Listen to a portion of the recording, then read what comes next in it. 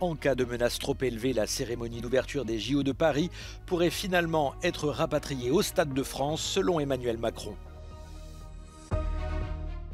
Les Croates appelés aux urnes ce mercredi pour élire leurs représentants au Parlement. Le scrutin oppose le Premier ministre sortant et l'actuel président. Comment l'extrême droite portugaise est parvenue à capter le vote des jeunes électeurs aux dernières élections, grâce notamment aux réseaux sociaux. Reportage dans cette édition. Les États-Unis vont tenter d'avancer dans les prochains jours sur l'aide à l'Ukraine bloquée depuis des semaines à la Chambre des représentants.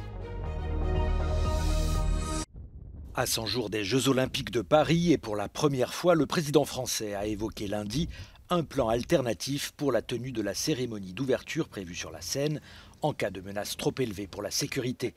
Le spectacle pourrait être rapatrié au Trocadéro ou au Stade de France. Mais pour le moment, le président du comité d'organisation se veut rassurant. Il y a un dispositif sans précédent. Jamais la France n'aura autant anticipé et déployé autant de moyens sur la sécurité. Moi, j'ai confiance dans les forces de l'ordre de notre pays pour sécuriser ces Jeux. Alors que les derniers chantiers se terminent les uns après les autres pour accueillir les futures compétitions, la question de la sécurité des sites demeure un enjeu majeur et un défi pour les organisateurs des JO de Paris. Par précaution, le nombre de spectateurs qui pourront assister gratuitement à la cérémonie d'ouverture a déjà été revu à la baisse, compte tenu des tensions internationales.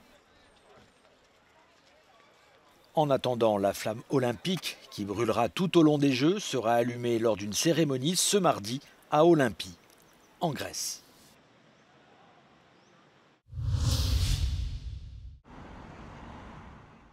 Duel au sommet ce mercredi aux législatives croates. Le parti conservateur au pouvoir, l'Union démocratique croate, affronte les sociodémocrates, épaulés par une alliance de partis centristes et de gauche. Un scrutin peu banal, les deux têtes de liste ne sont autres que le Premier ministre sortant Andrej Plenković et l'actuel président, souvent décrit comme populiste Zoran Milanović. A što je alternativa i tko je alternativa?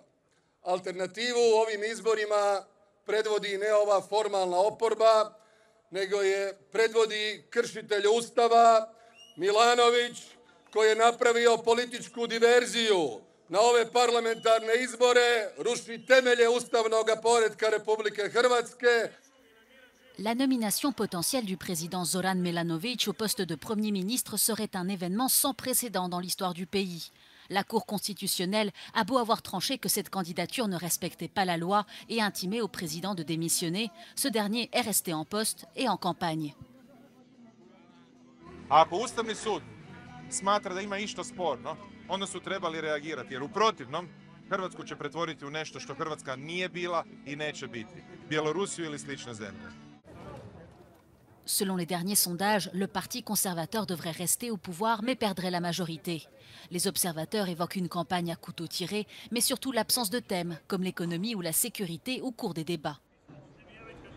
I sve se svodi na pitanje hoćete Plenkovića ili Milanovića, odnosno obrnuto.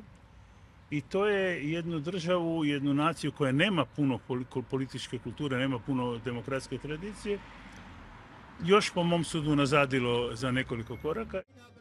Quel que soit le résultat, le président joue un rôle majeur dans la formation de la coalition gouvernementale et Zoran Milanović restera probablement sur le devant de la scène politique.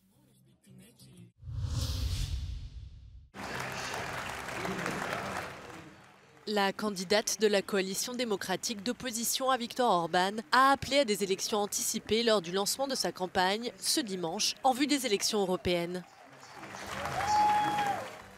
Selon elle, si les Hongrois rejettent le gouvernement en place le 9 juin prochain, les conditions seront réunies. A házak későbbi összeomlásának az egyik legbiztosabb jele, amikor az alapok elkezdenek repedezni.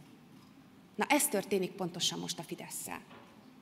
Mára a nagyon nagy többség számára egész egyszerűen szégyen ezt a kormányt támogatni. Le candidat principal du Parti socialiste européen, Nicolas Schmit, s'est également exprimé lors de l'événement, qualifiant le gouvernement Orban d'imprudent, d'irresponsable et d'antidémocratique.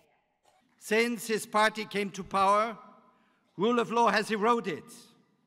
He has transformed this country step by step into a system that grants himself full power, and his friends access to all kinds of resources and money. Nicolas Schmitt luxemburgi politikus, az Európai Szocialisták Pártjának csúcsjelöltje beszédében kiemelte, üzenetük az antidemokratikus szereplőknek és mozgalmaknak a következő: nincs együttműködés, nincs koalíció sem Orbán Viktorral, sem a szélsőjobboldallal. Számukra ez a vörös vonal. Kónya Rita, Euronews, Budapest. We're here in Lisbon, Portugal, where recent election results have sent shockwaves across the country. The far-right Chega party surged in popularity, taking 50 seats. The party has managed to captivate Portugal's youth, many of whom say they are fed up by unemployment and a lack of opportunities. However, others say the party is dangerous and xenophobic. Let's find out some more. Chega a été créé en 2019 par André Ventura, passant de 12 à 50 sièges lors des élections législatives en mars dernier. La montée en puissance de l'extrême droite intervient alors que le Portugal fête les 50 ans de sa révolution contre une dictature réactionnaire. People are a little bit afraid of the right because they have their scars, and the scars are fair. But I can't answer for a period where I wasn't living. We are tired to feel that in French, in England, in Switzerland, we have more opportunities than in Portugal. Pour les organisations anti-discrimination, le parti Chega représente toutefois une menace pour la démocratie. Chega is a form of propaganda. It's a form of washing the racist ideas and what people usually say about voting on Chega. It's a vote against system because they are tired, they are upset with many politics, but it's not. It's a vote in racism. It's a vote in discrimination. It's a vote against minorities. Chega a été accusé de racisme, d'islamophobie et de s'en prendre à la communauté rome du Portugal, mais le parti nie les accusations de racisme, affirmant qu'il s'agit de tactiques alarmistes. Le parti a célébré une victoire historique dans la région de l'Algarve, au sud du Portugal. Le politologue António Costa Pinto explique comment Chega a ciblé les jeunes.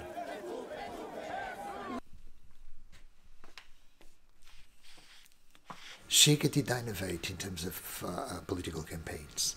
First, because they are number one in the use of social media, especially TikTok. The radical right has a clear male vote. Women did vote more for the left. There is a clear move from the left to the right of the young voter in Portugal.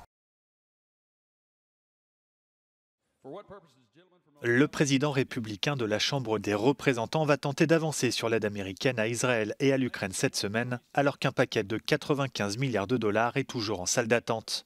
Le président ukrainien Volodymyr Zelensky a, lui, une fois de plus, pressé ses alliés sur la question de la défense anti-aérienne. Сучасна авіація доводить свою ефективність, сучасні системи ППО здатні давати захист життю. Зараз на Близькому Сході це було продемонстровано. Увесь світ бачить, що таке справжній захист. Бачить, що це можливо. І весь світ побачив, що Ізраїль в цьому захисті був не наодинці. І коли Україна каже, що союзникам не можна заплющувати очі на російські ракети і дрони, це означає, що треба діяти. І діяти сильно. Le ministère ukrainien de la Défense a reconnu dimanche une situation tendue sur le front Est où l'armée russe est en supériorité numérique. Une percée des forces de Moscou à l'ouest de Bakhmout serait en cours. Ces dernières heures, une personne a été tuée dans des frappes russes dans la région de Soumy, une autre dans celle de Donetsk.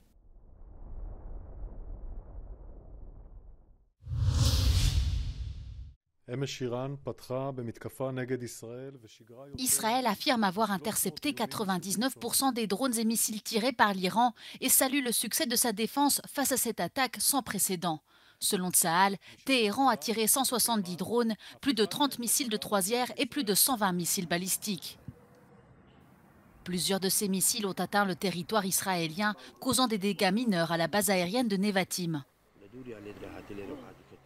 Les plus hauts commandants militaires iraniens ont affirmé dimanche que les attaques et missiles de drones contre Israël avaient eu plus de succès que prévu et que l'opération était désormais terminée.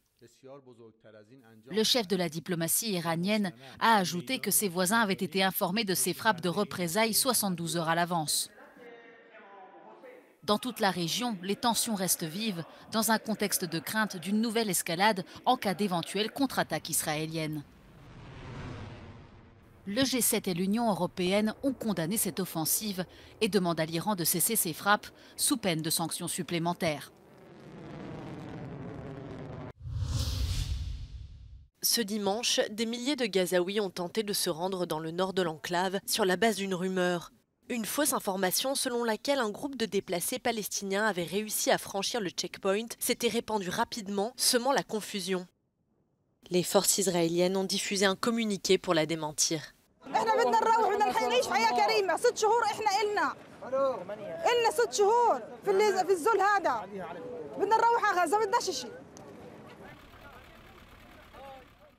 D'après plusieurs témoignages de Gazaouis, certains ont essuyé des tirs pendant cette pérégrination vers le nord. Des soldats israéliens auraient tiré sur des hommes pour les pousser à rebrousser chemin. En parallèle, le cardinal Timothy Dolan, archevêque de New York, a dirigé ce dimanche une messe en Cisjordanie dans le contexte de tensions croissantes au Moyen-Orient. When I meet with the people here in Bethlehem, when I meet with people in Ramallah, when I meet with people in Jerusalem, they may be Muslims, they may be Christians, they may be Jews. Most of them just say, we just want peace. L'archevêque a également été accueilli ce dimanche à Ramallah par le président de l'autorité palestinienne Mahmoud Abbas avec sa délégation.